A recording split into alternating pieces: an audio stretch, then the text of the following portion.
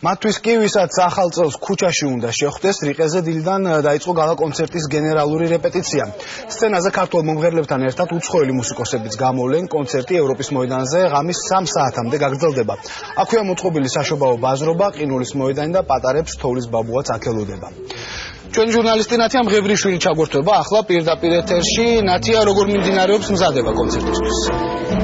კონცერტებში მიმდინარეობს გალა კონცერტების გენერალური რეპეტიცია.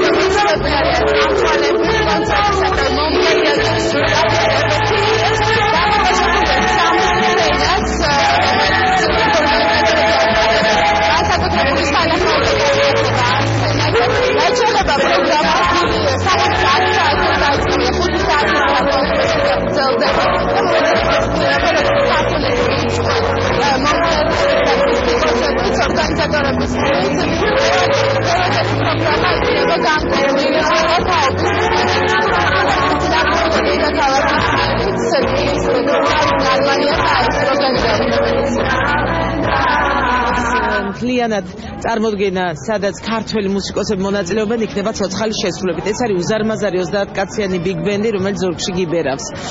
და ძალიან დინამიური იქნება პროგრამა, იქნება თანამედროვე მუსიკის სხვადასხვა მიმართულებები, იქნება სვინგი, ფანკი, პოპ ფანკი. მოსამზადებელი სამუშაოები უკვე დასრულებულია, მიმდინარეობს გენერალური რეპეტიცია კიდევ ერთხელ. კონცერტი დაიწყება 10 საათზე საღამოს და გასტანს 2 საათამდე.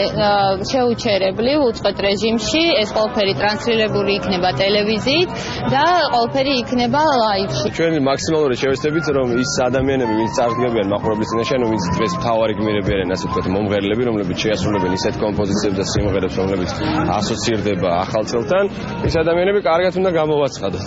უნდა მივცეთ სტიმული, რომ კარგად გამოვიდნენ, კარგად იმღერონ და ყველა შეუქმნან ახალი წელი და ჩვენ და თავად მაგ კუთხით შევეცდებით, რომ ყველასთვის ეს ახალი წელი იყოს რაღაც მხრივ განსაკუთრებული. ძალიან საინტერესო სამზადისი მიმდინარეობს, ძალიან საინტერესო პროგრამაა ქართველი და უცხოელი მონაწილეების და შემსრულებლების მონაწილეობით. ჩვენთვის მნიშვნელოვანია ის, რომ 10 საათზე დაიწყება და მთელი 5 საათის განმავლობაში იქნება ეს საინტერესო კონცერტი. 12 საათზე ტრადიციული მრავალჟანრიანი იქნება ფეერვერკი, რომლის შემდეგაც გაგრძელდება კონცერტი. ველოდებით ჩვენს თანამოქალაქეებს იმისათვის, რომ ერთად შევხვდეთ ახალ წელს და ერთად გავატაროთ ლამაზი საღამო.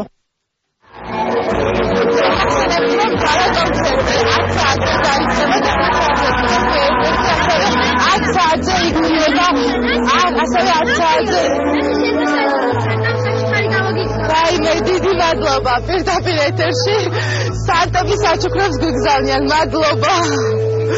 რა შეეხება გალა კონცერტს, მე შეგახსენებთ, რომ 10 საათზე დაიწყება, იქნება ფეერვერკით, თუმცა მანამდე რიყეზე ამ წუთებში საახალწლო ღონისძიებები მიმდინარეობს. ნათია, გვაჩვენე რა საჩუქარი მომიტანა სანტა?